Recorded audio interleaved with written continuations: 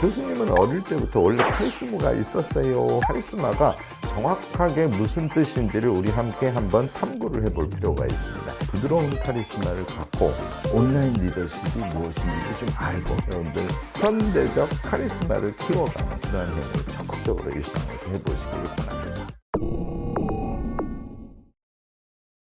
여러분들 우리가 인간관계를 맺어갈 때 그리고 자기 모습이 어떻게 보이나 이거 생각할 때 카리스마라는 단어를 생각하는 경우가 많아요. 이거요 조금 문제가 있습니다. 카리스마가 정확하게 무슨 뜻인지를 우리 함께 한번 탐구를 해볼 필요가 있습니다. 이 이야기 들어가기 전에 제가 카리스마 얘기를 하면 교수님은 어릴 때부터 원래 카리스마가 있었어요 하고 질문을 하시는 분들이 많습니다. 제 이야기부터 한번 해보려고 하는데요. 저는 사실 초등학교 다닐 때 정말 존재감이 없는 샤이한 그런 아이였어요. 특히 여학생들 앞에서는 얼굴이 빨개져가지고 말 한마디 건네지 못하는 정말 그런 조용한 아이였습니다. 제가 초등학교 동창회를 한 40 정도 됐을 때 처음 나갔습니다. 그랬더니 어떤 여자친구가 제 머리를 쓰다듬으면서요.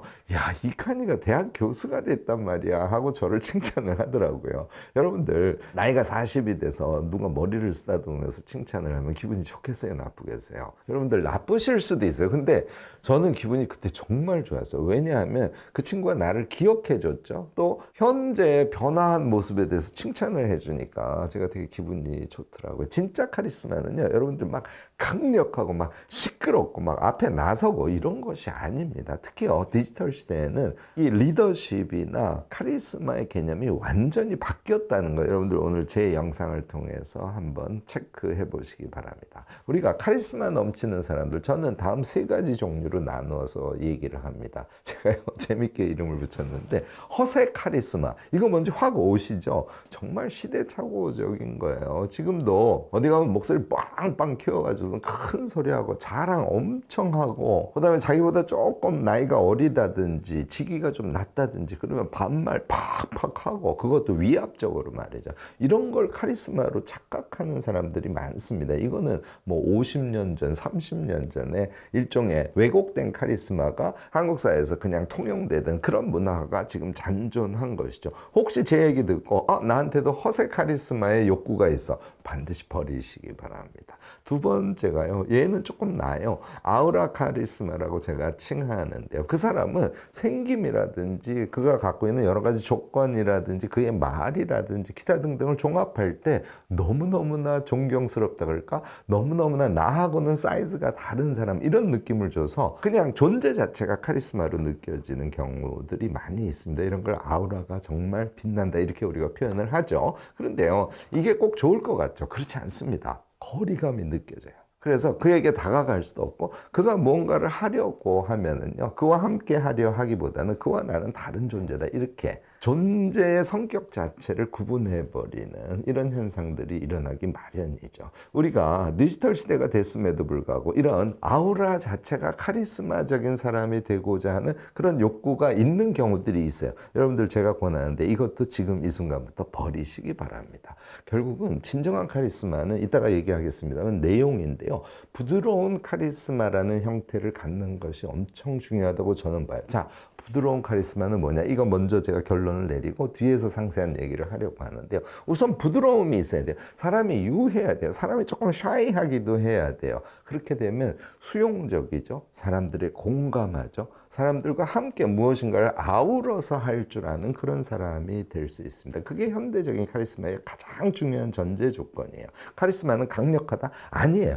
부드럽다는 것이죠. 두 번째 조건은 당연히 내용이 꽉 차야 돼요. 내용이 없는데 어떻게 사람들을 잘 이끌어갈 수 있겠습니까? 카리스마라는 것은 제가 뒤에 다시 말씀을 드립니다만 사람들을 이렇게 쭉 흡수해서 사람들과 함께 바람직한 방향으로 나아갈 수 있는 힘 같은 그런 의미를 갖고 있거든요. 우리가 보통 선한 영향력이라고 하죠. 이것은 꽉 찬 내용을 전제로 합니다. 세 번째, 이게 사실 되게 중요한데요. 추진력이 엄청 강한데, 그런데 조용조용 추진력이에요. 추진력도 막 정신없는 추진력이 있는데 조용조용한 추진력을 가진 사람. 이게 현대적 카리스마고 저는 부드러운 카리스마라고 이것을 칭한답니다. 자, 이것이 도대체 어떤 유래에서 이런 현상들이 생기는지에 대해서 한번 우리 체크를 해보죠. 고대 그리스어에서 카리스마라는 단어는 출발해요. 고대 그리스에서는 카리스마를 이런 것으로 생각했어요. 하늘로부터 받은 신성한 선물 같은 거예요. 그러니까 카리스마는 원래 인간의 것이 아니에요. 신성이 인간의 내재해서 신이 우리에게 준 선물 같은 것이죠. 이렇게 카리스마의 어휘가 고대에는 쓰이다가 중세 이제 종교의 시대가 되죠. 이때가 되면 카리스마가 종교적 의미를 지닙니다. 지금도 교회나 가톨릭에서는 카리스마라는 단어를 이런 의미로 사용하는 경우가 많아요. 종교적 의미죠. 다시 말해서 신의 은총이 있어요. 신의 은총이 몸에 체현돼서 발현되는 그 모습을 보통 카리스마라고 이야기합니다. 그러니까 카리스마는 굉장히 종교적 색채가 강한 그런 단어다라고 생각을 하시면 됩니다. 여기까지 고대에서 중세 사회에 카리스마라는 용어가 사용될 때 거기에는 뭐가 개입돼 있을까요? 네, 하늘로부터 또는 신, 이런 정말 절대적 가치의 내용이라는 게 카리스마라는 단어 안에 꼭꼭꼭꼭 들어가 있다. 이렇게 생각하시면 될 겁니다. 얘가 근대 사회가 되면서 변화합니다. 여러분들 막스 베버 잘 아시죠? 우리가 이 부분을 잘 모르는데 카리스마의 근현대적 의미가 현재 우리가 생각하는 카리스마라는 그런 뉘앙스가 우리한테 당연한 것으로 인식되기 시작했던 것은 막스 베버의 정의에서부터 사실 출발합니다. 막스 베버는요, 요 지배의 형태를 세 가지로 나눠서 설명했어요. 그래서 전통적인 지배, 그 다음에 근대사회 이후에 합법적인 지배, 요것에 조금 변형된 형태로 카리스마적 지배라는 용어를 쓴 거예요. 이때 막스 베버가 카리스마적 지배라고 얘기한 것은 합법적 지배라든지 또는 전통적 지배하고는 좀 달라. 그런데 예를 들어서 나폴레옹처럼 무슨 카리스마? 이걸 군사 카리스마라 그랬어요. 웅변 카리스마. 여러분들 웅변 엄청 잘하는 사람들이 정치적으로 카리스마를 쭉 발휘하는 거, 이런 거 아시죠? 이런 것을 막스 베버가 정의를 했다는 것이에요. 종교적인 것은 예언 주술 카리스마라고 칭했습니다. 이런 것들을 막스 베버가 정의하면서부터요, 카리스마라는 것은 뭔가 힘있고 사람들을 확 잡아당기고 뭐 이런 이미지로 정착이 되기 시작했던 겁니다. 카리스마가 작동을 하면 어떻게 된다고요? 카리스마의 대상이 되는 사람들은 그 카리스마를 가진 사람을 절대 신뢰하고 복종하는 그런 관계가 된다고 이미지가 잡히기 시작했던 거예요. 그래서 사실은 카리스마라는 건 어느 정도는 필요하긴 하지만 그 안에는 부정적 의미, 지배의 의미가 배태되어 있다. 이렇게 생각하셔도 틀리지 않을 겁니다. 현재 우리가 갖고 있는 카리스마의 어휘는 이때부터 그 이미지가 형성되기 시작했다. 이렇게 여러분들 이것도 지식으로 하나 챙겨두셔도 나쁘지 않을 것 같습니다. 그런데요, 쭉 그 유래를 우리가 보니까 본래적으로는 어때요? 네, 가치 응집적이에요. 그러니까 고대와 중세는 그것이 신성으로 표현됐죠. 근현대가 되면 우리가 갖고 있는 내용성의 가치가 아주 응집돼서 아주 단단하게 몸속에 들어가 있다. 이런 의미라고 생각하시면 됩니다. 이 가치 응집의 내용이 겉으로 표출되는 그런 이미지, 이것을 카리스마의 본래의 뜻이다. 이렇게 정의해도 틀리지 않을 겁니다. 저는요, 그래서 소명이라고 생각해요. 그러니까 어떤 사람이 어떤 일을 여러 사람이랑 막 같이 해. 근데 그가 카리스마가 뿡뿡 풍겨. 그러면 그 사람은 그 일을 마치 소명처럼 하는 거예요. 그래서 소명을 기쁨으로 하는데 사람들과 함께 막 실천해. 그런 사람의 아우라를 우리가 카리스마라고 칭하는 것이 저는 가장 바람직하다. 가장 현대적이기도 하고 카리스마의 어휘에 잘 맞는다. 이렇게 생각합니다. 진짜 카리스마가 있는 매력적인 사람이 우리가 되고 싶지 않습니까? 자, 지금부터 그 세 가지 반드시 해야 될 것에 대해서 이야기를 나눠보려고 합니다. 첫 번째는요,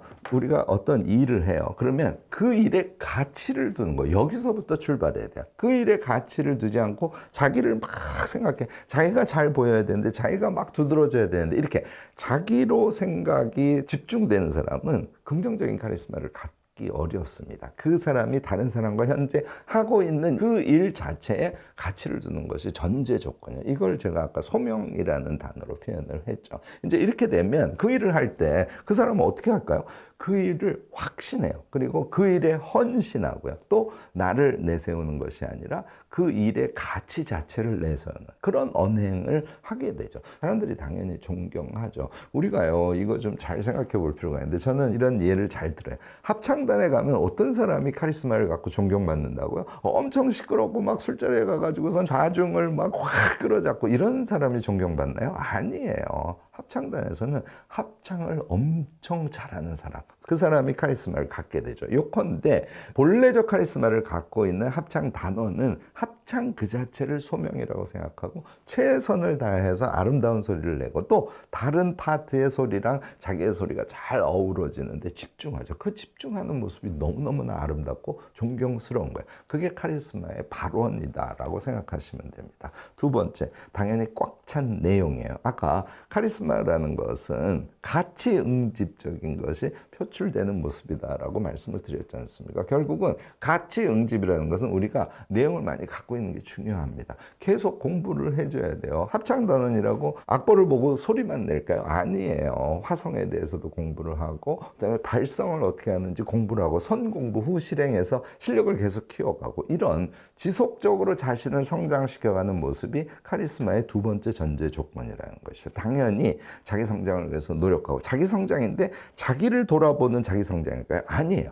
그 일을 잘하기 위한, 일이 선행하고 자신은 그 일을 수행하는 그냥 주체일 뿐이에요. 그래서 그 일을 잘 되게 하기 위해서 자신의 노력을 경주하는 사람, 이렇게 되면 어디에 도달할까요? 네, 통찰에 도달합니다. 이렇게 자기를 끊임없이 성장시키고 그 일에 대해서 통찰에 도달하는 사람, 이게 이제 꽉 찬 내용의 실체라고 여러분들 생각하셔도 틀리지 않을 겁니다. 세 번째, 이 부분이 필요해요. 앞에 두 가지만 갖고는 그 사람이 카리스마가 있는 정말 바람직한, 정말 부드러운 카리스마를 가진 사람이다, 이렇게 평가받지는 않습니다. 추진력, 이게 있어야 돼요. 근데 우리가 추진력 하면 막 불도저처럼 밀고 가는 걸 추진력이라고 생각해 왔잖아요. 그거는 옛날식입니다. 현대 추진력이라는 것은 조용하면서도 잘 짜여진 계획, 그리고 그 계획 자체가 엄청 바트고 서두르는 계획이 아니라 모두가 함께 따라올 수 있는 느슨하면서도 명확한 계획, 이런 거를 세울 줄 알아야 돼요. 그래서 제가 계획 세우는데 버퍼 시간을 두는 게 아주 중요하다는 걸 평상시에 강조하지 않습니까? 그 다음에 계획을 세우면서 그것을 과제를 쭉 쪼개서 나눕니다. 여러 사람이 그 일을 같이 할 때, 또는 같은 일을 뭐 챌린지를 걸어서 같이 한다든지 이럴 때 과제들을 시간 순으로 나누기도 하고 종류별로 나누기도 해서 사람들이 쉽게 같이 따라올 수 있도록 하는 그런 능력을 갖추는 것이 추진력의 핵심 요소 중에 하나입니다. 자, 사람들이 하다 보면 다양한 모습이 나오죠. 그 모두를 잘 수용하고, 늦게 오는 사람들은 늦게 오는 사람들을 잘 끌고 가는 그러한 온화하면서도 사랑의 리더십을 가진 이런 추진력이 우리에게 필요한 것이죠. 제가 지금까지 쭉 말씀드린 거, 제가 카톡방에서 소모임 운영하시는 분들 꽤 많이 계시죠. 요즘에는 독서 모임 같은 것도 카톡방, 뭐 줌 이런 걸 이용해서 많이들 하지 않습니까? 우리 아이캔 대학의 경우에는 강의가 61나 되니까 그것을 그냥 한 큐에 쭉 듣기가 어려워요. 그런데 이 61개 강의를 다 들어내는 사람들이 엄청 많거든요. 뭘 이용할까요? 네, 소모임을 해서 10개 강의 듣기 모임, 또 10개 강의 듣기 모임, 이거 6번 하면 61개 강의 다 듣지 않습니까? 이런 방식의 소모임들이 다양하게 이루어지고 있습니다. 아이캔 대학에서는 건습방이라 그래서 건강 습관을 같이 만들어가는 그런 단톡방도 운영이 되는 등, 현대사회의 리더십은요, 사실은 이런 온라인 리더십이 엄청 중요해요. 그런데 아무런 지식도 갖고 있지 않고 또 카리스마도 갖지 않는, 카리스마라는 게 막 그런 허세로서의 시끄러운 카리스마를 얘기하지 않는다는 건 이미 아시죠. 그러니까 부드러운 카리스마를 갖고, 그 다음에 온라인 리더십이 무엇인지도 좀 알고, 이 온라인 리더십은 제가 다른 영상을 통해서 여러분들께 한번 소개를 할 계획이긴 합니다만, 어쨌든 이런 것들을 갖고 여러분들이 소모임을 운영하시지 않습니까? 여러분들 엄청난 성장을 하게 됩니다. 그래서 저는 소모임의 구성원으로 들어가서 경험을 하는 것을 넘어서요, 여러분들이 직접 소모임을 만드셔서 한번 운영해 보시기를 바라요. 아까 소개한 아이캔 대학 같은 데는 뭐 재학생 수가 엄청 많지 않습니까? 뭐 600명, 1000명 이렇게 되니까 그냥 단톡방에 들어가서 오픈 채팅방 만들어서 5명 모집합니다. 그럼 순식간에 사람들이 모여요. 그래서 이런 이런 것들을 적극적으로 해보시라는 것이죠. 이것을 하는 과정에서 부드러운 카리스마가 무엇인지 스스로 깨닫게 되고 그 안에서 정말 앞으로 우리의 현대적 삶을 살아가는데 정말 중요한 또 인간관계를 형성해 가는 데 있어서 아주 핵심이 되는 능력이라고 할 수 있는 이 부드러운 카리스마를 여러분들이 소모임 운영을 통해서 몸에 착 붙일 수 있습니다. 소모임 운영하고 카톡방 운영하고 하는 것은 무엇인가 챌린지하기 위해서만은 아닙니다. 제가 지금 강조하는 대로 여러분들이 현대적 아우라를 갖고 있는 현대적 카리스마를 몸으로 체현하는 그런 사람으로 성장하기 위해서도 아주 중요한 시도라는 거 잊지 마시기 바랍니다. 자, 소모임 운영하면서 어떻게 해요?